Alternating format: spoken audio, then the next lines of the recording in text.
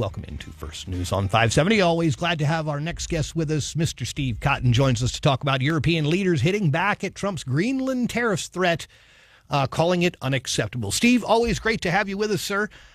Is this Greenland thing, is the juice worth the squeeze on this for the United States?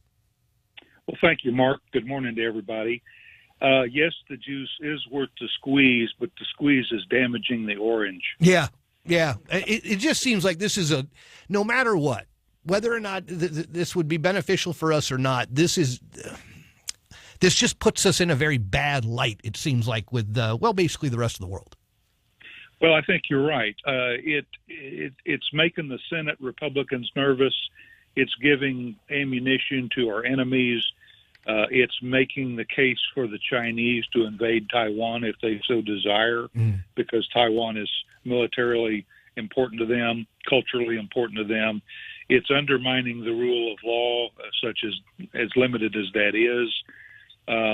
It's really, and it's adding insult to injury upon Trump's very successful trade negotiations with the European Union back in August, right? This trade deal. But he risks undermining that and alienating the very people we need to hang together to face the Ukrainian war and the situation in Iran. Mm-hmm.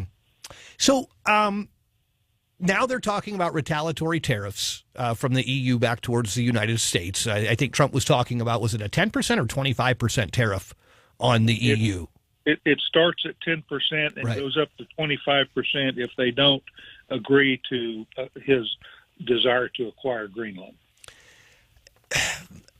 Militarily, I guess, most folks can understand why it is what it is and why it is such a good asset. But what I think most people fail to realize is, and this is presidents from both parties, over the course of the last years, many years, in fact, we have gone from 17 bases in Greenland down to just one base. So it almost kind of contradicts what Trump is saying in a sense, because for the past God knows how many years we've been shrinking our actual footprint in Greenland. Well, that's right, we have. But if you look back in World War II, we actually occupied Greenland to keep it out of the hands of the Nazis, to keep Germany from establishing bases there. Matter of fact, the discussion about whether to acquire Greenland goes all the way back to 1867 and Secretary of State Seward. And so we've been talking about it a while, and NATO has been grossly irresponsible in securing Greenland against Russian and Chinese excursions. The Russians and Chinese would like to set up bases there. They've put military ships up there, exploratory ships, which are spy ships. They've done all kinds of things to indicate their interest in acquiring a base or limiting passage of NATO allies, and the allies have just not responded. They've been very negligent. I think Trump's frustrated, frankly, that they have been more cooperative. So I guess if the case is made for America to acquire Greenland and because of its importance, then, is it fair for America to turn around and point to China and say, you better not touch Taiwan? That's exactly the problem. Yeah.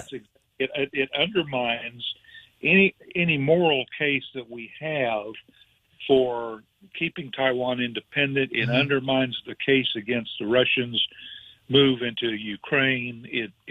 But the worst thing is it really alienates our critical European allies, and that's just not helpful. Right. Yeah, no, it really does seem that it has just put us in a very awkward position, specifically with the EU. But the fact that this is midterm election, we've got midterm elections right around the corner, maybe not the best time to do this. Well, I think President Trump wants to move on these national security issues as quickly as possible. You can't fault him on the basis of the case for national security. We're going to need Greenland for our Golden Dome missile defense system. But he's and I support many of Trump's foreign policy initiatives. Sure. The way he's gone at this has been heavy-handed. It's been insulting to our allies, and ultimately, if it undermines the case for going forward with the EU trade agreement, that's a lose-lose proposition. Yeah. How do you see this? How do you see this playing out? I mean, it seems like there's a couple of different ways that this thing could play out, right? It could be that they agree to it. It could be that we send troops in there somehow or another, or whatever that might look like. But how do you see this thing playing out? It's hard to say because the president's rhetoric is stiffening the backbone of our European allies against doing a deal.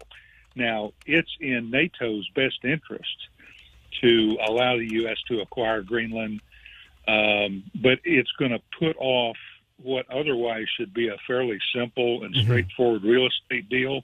You could put it off for 6 months or longer. And at some point, it's bad enough when you incentivize your enemies to do something to teach you a lesson, but when you start to incentivize your friends to teach you a lesson, that's really bad. As far as economically, what could these, if the EU decides to slap retaliatory tariffs on us, what does that look like for us? Where are we going to get hit the most? It's not going to be helpful. There are two pieces to the tariff issue. One is the tariffs on goods and on trade, but the other thing that doesn't get much attention are the non-tariff barriers to our selling more goods and services to our partners. And there are all kinds of rules and regulations and bureaucratic restrictions that limit American products going into Europe. And that's the other thing Trump's tried to get them to address. And that's a much knottier political problem because that protects their domestic constituencies. And this kind of a brouhaha only adds fodder, only adds ammunition to the Europeans that want to maintain those restrictions against us. There we go. My guest this morning, Mr. Steve Cotton. Steve, always a pleasure to have you with us, sir. We will look forward to catching up with you on down the road here. I have no doubt that 2026 is going to bring us a lot of topics to talk about. We will talk again. Thanks so much. You got it. Take care.